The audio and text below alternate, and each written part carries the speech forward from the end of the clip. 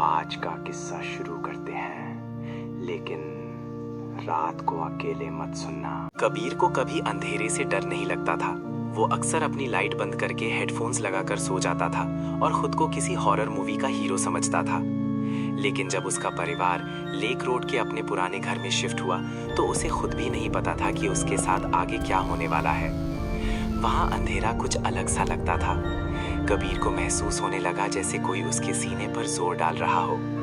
घर में अजीब सा सन्नाटा था। दिन में भी कोई चहल पहल नहीं होती थी। दीवारें दरारों से भरी हुई थीं, खिड़कियों पर धूल जमी थी और बैकयार्ड लंबी घास से भरा हुआ था। तेज हवा चलती रहती थी जैसे कोई सांस ले रहा हो। पहली रात कबीर बेड पर फोन चला रहा था। ठीक रात के 12 बजे उसे एक आवाज सुनाई दी। खट खट खट। आवाज खिड़की की तरफ से आ रही थी। कबीर चमसा गया। धीरे धीरे खटखट की आवाज तेज होने लगी, जैसे कोई उंगलियों से खिड़की पर खटखट कर रहा हो। कबीर खिड़की की तरफ बढ़ा। पर्दे आधे खुले हुए थे। बाहर सिर्फ अंधेरा था और खिड़की पर उसकी ही परछाई पड़ रही थी। अचानक आवाज रुक गई। कुछ सेकंड्स के लिए पूरे में सन्नाटा छा गया। फिर अचानक खट खट खट खट।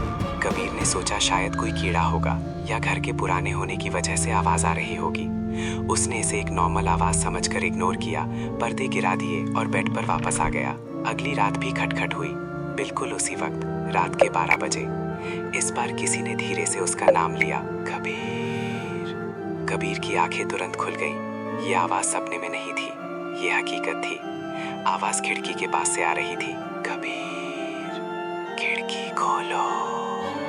उसके हाथ जम गए। पर्दे बिना किसी हवा के हल्के हल्के हिल रहे थे। कबीर, मुझे ठंड लग रही है। आवाज एक बच्चे जैसी थी, लेकिन साथ ही अजीब थी, जैसे कोई बड़ा इंसान बच्चे की आवाज निकाल रहा हो। कबीर चिल्लाना चाहता था, लेकिन उसकी आवाज ही नहीं निकल रही थी। कबीर, तुमने वादा किया था। कौन सा वादा? कबीर ने कांपते हुए धीरे से पूछा। कुछ देर के लिए पूरी शांति छा गई। फिर एक आवाज आई, मेरे साथ आने का। अचानक पर्दे खुल गए। कबीर चिल्लाया। बाहर एक लड़का खड़ा था। वो कबीर के ही एज का लग रहा था। उसके कपड़े पुराने और भीगे हुए थे, जैसे वो अभी लेक से निकला हो। उसका शरीर पीला और नीला पड़ा हुआ था और आंखों में सिर्फ अंधेरा था। लड़का मुस्कुरा रहा था। मैं कुणाल हूँ, मैं बहुत टाइम से अकेला हूँ। कबीर पीछे हटा और टेबल से टकरा गया। तुम इंसान नहीं हो, कबीर बोला। तुम तो मर चुके हो, और तुम भी, बस तुम्हें अभी पता नहीं है। रूम का टेम्परेचर धीरे धीरे गिरने लगा। मैं तुम्हें चोट नहीं पहुंचाना चाहता, बस तुम मेरे साथ रह लो। वहाँ बहुत सन्नाटा है। वहाँ? कबीर ने धीमी आवाज में पूछा।